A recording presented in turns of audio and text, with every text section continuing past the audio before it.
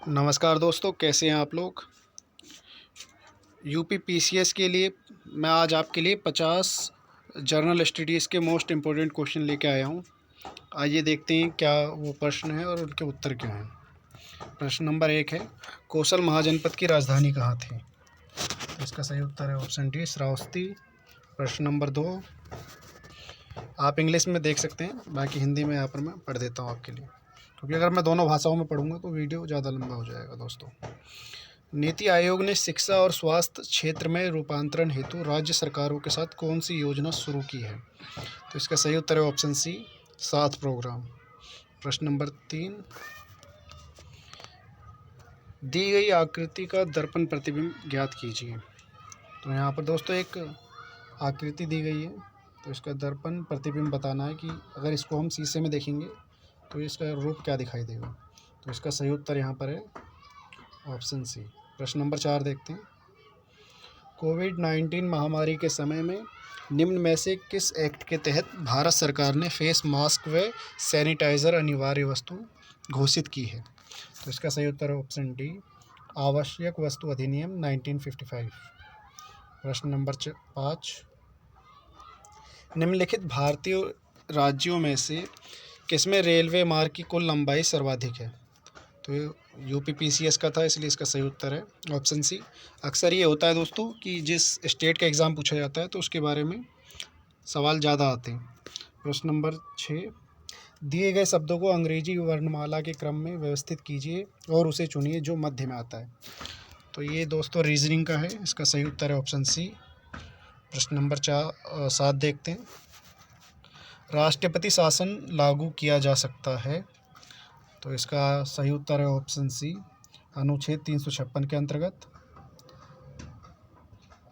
जो इसमें अनुच्छेद 368 दिया गया है, ये संविधान में संशोधन करने के लिए इसका इस्तेमाल किया जाता है। अनुच्छेद 75 प्रधानमंत्री से जुड़ा है और अनुच्छेद 74 जो है वो संसद से जुड़ा हुआ है। तो इसका सही उत्तर है राष्ट्रपति शासन आर्टिकल 356 के अंतर्गत लगाया जाता है। प्रश्न नंबर 8, निम्नलिखित राज्यों में से कौन सा एक राज्य पंचायती राज स्थापित करने वाला प्रथम राज्य था। तो इसका सही उत्तर है ऑप्शन ए, राजस्थान। 2 अक्टूबर 1959 में यहाँ पंचायती राज की शुरुआत हुई। प्रश्न नंबर 9, प्रमुख गरीबी निवारण पहल जीविका से संबंधित पहलू कौन सा है। तो इसका सही उत्तर है ऑप्शन सी, आजीविका प्रोत्साहन। प्रश्न नंबर 10, भारतीय स्वतंत्रता के समय इंडियन नेशनल कांग्रेस का अध्यक्ष कौन था।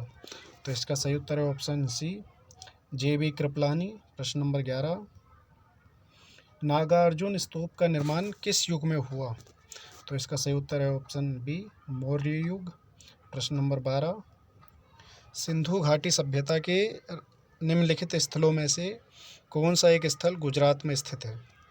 तो इसका सही उत्तर है ऑप्शन डी, लोथल। प्रश्न नंबर 13, कालीबंगा यहाँ पर दिया गया है दोस्तों, ये राजस्थान में है। प्रश्न नंबर 13, निम्नलिखित देशों में से किसको भारत से आईएनएस सिंधुवीर मिला है। तो इसका सही उत्तर है ऑप्शन बी, म्यांमार। प्रश्न नंबर 14, निम्न में से किस वर्ष में परंपरागत कृषि विकास योजना PKVY को शुरू किया गया था। तो इसका सही उत्तर है ऑप्शन बी, 2015। प्रश्न नंबर 15, 2018-19 के अनुसार निर्यातों में भारतीय राज्यों में उत्तर प्रदेश का स्थान था। तो इसका सही उत्तर है ऑप्शन सी, 5वां। प्रश्न नंबर 16 देखते हैं, ये भी रीजनिंग का प्रश्न है दोस्तों। यदि काले को लाल कहा जाता है, लाल को पीला कहा जाता है और पीले को नीला कहा जाता है, नीले को हरा कहा जाता है, तो आसमान का रंग क्या होगा। तो इसका सही उत्तर है ऑप्शन ए, हरा। प्रश्न नंबर 17, निम्न में से कौन सा सही मिलान नहीं है। तो इसका सही उत्तर है ऑप्शन बी, बेरी जो ये रोग होता है ये B1 की वजह से होता है। तो इसका सही उत्तर ऑप्शन बी है, गलत मैच है ये। प्रश्न नंबर 18, निम्नलिखित में से किस शहर में भारत का पहला अंडर वाटर मेट्रो प्रोजेक्ट जिसकी शुरुआत मार्च 2022 से होगी। तो इसका सही उत्तर है ऑप्शन सी, कोलकाता। प्रश्न नंबर 19, निम्नलिखित में से कौन सा देश भारत का लघु रूप कहलाता है? तो इसका सही उत्तर है ऑप्शन सी, मॉरिशस। प्रश्न नंबर 20, भू भूपर्टी में सर्वाधिक बहुलता में भार द्वारा उपस्थित तत्व है? तो इसका सही उत्तर है ऑप्शन सी, ऑक्सीजन। प्रश्न नंबर 21, शुंग राजवंश का अंतिम शासक कौन था? तो इसका सही उत्तर है ऑप्शन सी, देवभूति। प्रश्न नंबर 22, स्टील की मिश्र धातु का उपयोग ऑटोमोबाइल के पार्ट्स जैसे एक्सल व बॉल बियरिंग बनाने में किया जाता है, वह है? तो इसका सही उत्तर है ऑप्शन बी, क्रोमियल स्टील। प्रश्न नंबर 23, उच्चतम न्यायालय के न्यायाधीशों की सेवानिवृत्ति आयु क्या है? तो यहाँ पर रिटायरमेंट एज पूछी जा रही है। What is the retirement age of जजेस ऑफ सुप्रीम कोर्ट? तो दोस्तों इसका सही उत्तर है ऑप्शन सी है, 65। जो सुप्रीम कोर्ट के जजों की रिटायरमेंट की एज है वो 65 ईयर्स है, लेकिन जो हाई कोर्ट है जैसे दिल्ली हाई कोर्ट, तो उनकी जो एज होती है वो 62 ईयर्स की होती है रिटायरमेंट की। प्रश्न नंबर 24 देखते हैं, धारावी मलिन बस्ती किस शहर में स्थित है? दोस्तों ये तो काफ़ी आसान प्रश्न है, मुंबई। हम मूवियों में कई बार हमने धारावी नाम सुना है। प्रश्न नंबर 25 देखते हैं, निम्न में से किसने नालंदा बौद्ध विहार का निर्माण कराया था? तो इसका सही उत्तर है ऑप्शन सी, कुमारगुप्त प्रथम ने। प्रश्न नंबर 26, भारत में किस वर्ष में योजना आयोग की स्थापना की गई थी? तो इसका सही उत्तर दोस्तों है प्रश्न नंबर ऑप्शन नंबर ए, 1950। 1951 में ये लागू हुआ था और इसके जो प्रथम उपाध्यक्ष थे, योजना आयोग के अध्यक्ष प्रधानमंत्री होते थे, लेकिन अब 1 जनवरी 2015 से योजना आयोग की जगह नीति आयोग बना है। लेकिन जो इसके योजना आयोग के प्रथम उपाध्यक्ष थे वो थे गुलजारी लाल नंदा और अध्यक्ष थे जवाहरलाल नेहरू, तत्कालीन प्रधानमंत्री। प्रश्न नंबर 27, इंडियन नेशनल कांग्रेस ने किस अधिवेशन में पूर्ण स्वराज का प्रस्ताव अंगीकार किया? तो इसका सही उत्तर है ऑप्शन बी, लाहौर। प्रश्न नंबर 28 देखते हैं, निम्न में से कौन सा गैर पारंपरिक ऊर्जा स्रोत है? तो इसका सही उत्तर है ऑप्शन सी है, पवन ऊर्जा। प्रश्न नंबर 29, दिल्ली सल्तनत के शासक के रूप में रजिया सुल्तान का उत्तराधिकारी कौन बना? तो इसका सही उत्तर है ऑप्शन ए, बैरहम शाह। दोस्तों रजिया सुल्तान 1236 से लेकर 1240 तक दिल्ली सल्तनत की शासक रही। प्रश्न नंबर 30, यूनिसेफ द्वारा बच्चों के अधिकार समर्थक अभिवक्ता के रूप में किस बॉलीवुड सेलिब्रिटी को नियुक्त किया गया है? तो इसका सही उत्तर है ऑप्शन डी, आयुष्मान खुराना। प्रश्न नंबर 31, निम्नलिखित में से किस शहर में गृह मंत्रालय ने भारत की पहली साइबर अपराध निरोधक इकाई आश्वस्त की शुरुआत की? तो इसका सही उत्तर है ऑप्शन डी, गांधीनगर, गुजरात। प्रश्न नंबर 32, निम्नलिखित में से किसका संबंध रेशम कीटों से है? तो इसका सही उत्तर है ऑप्शन ए, सेरीकल्चर। और एपीकल्चर से दोस्तों मधुमक्खी की खेती की जाती है, मधुमक्खी पालन। प्रश्न नंबर 33, ये भी रीजनिंग का है, एक निश्चित कूट भाषा में कैंडोर को, ये यहाँ पर एक कोड में लिखा गया है, तो उसी कोड में एबर ईस्ट, ABR ईस्ट को किस प्रकार लिखा जाएगा? तो इसका सही उत्तर ऑप्शन ए है दोस्तों। ये रीजनिंग का प्रश्न है। प्रश्न नंबर 34, कोरोना की स्पुतनिक वैक्सीन निम्नलिखित में से किस देश द्वारा विकसित की गई है? तो ये देखा दोस्तों, अब रूस द्वारा विकसित की गई है। भारत में भी उपलब्ध है स्पुतनिक वैक्सीन। प्रश्न नंबर 35, प्री कैम्ब्रियन युग की चट्टानें पाई जाती हैं? तो इसका सही उत्तर है ऑप्शन ए, अरावली में। प्रश्न नंबर 36 देखते हैं, निम्नलिखित में से कौन सा किसान आंदोलन सीधे तौर पर असहयोग आंदोलन से प्रभावित था?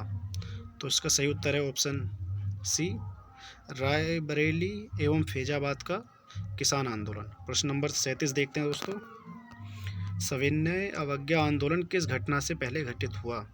तो इसका सही उत्तर है ऑप्शन बी, गांधी इरविन समझौता। प्रश्न नंबर देखते हैं दोस्तों 38, प्रत्यावर्ती धारा को दिष्ट धारा में परिवर्तित करने वाली युक्ति है? तो इसका सही उत्तर है ऑप्शन सी, दिष्टकारी।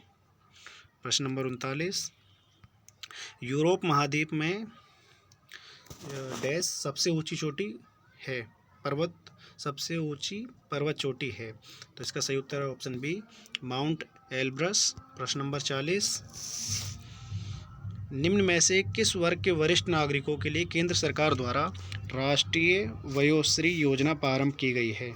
तो इसका सही उत्तर है ऑप्शन सी, बीपीएल। प्रश्न नंबर 41, निम्नलिखित में से कौन सा प्रदेश रोटी का डलिया कहा जाता है?